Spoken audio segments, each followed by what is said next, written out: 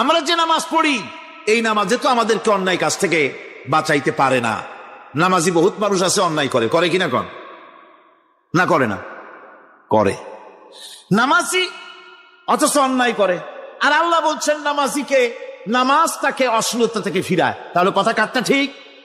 আল্লাহটা জোরে বলেন, কাটটা ঠিক? অবশ্যই আমার আল্লাহর কথা হক।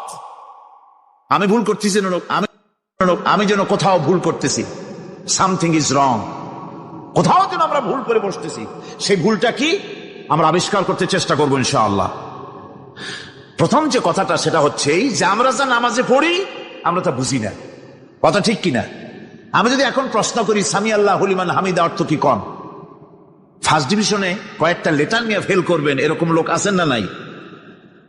সুবহান রাব্বিয়াল আলা অর্থ কি জানি না, সুবহান রাব্বিয়াল আযীমের অর্থ কি জানি না, দোয়া কুনুত অর্থ কি জানি না, তাশাহুদ অর্থ কি জানি না, সূরা ফাতিহার অর্থ কি জানি না।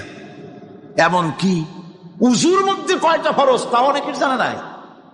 উযু জানে না, নামাজ জানে না, তাকে এই নামাজ কেমনে ফিরাবে অন্যায় কাজ থেকে? কথা বুঝতে পেরেছেন?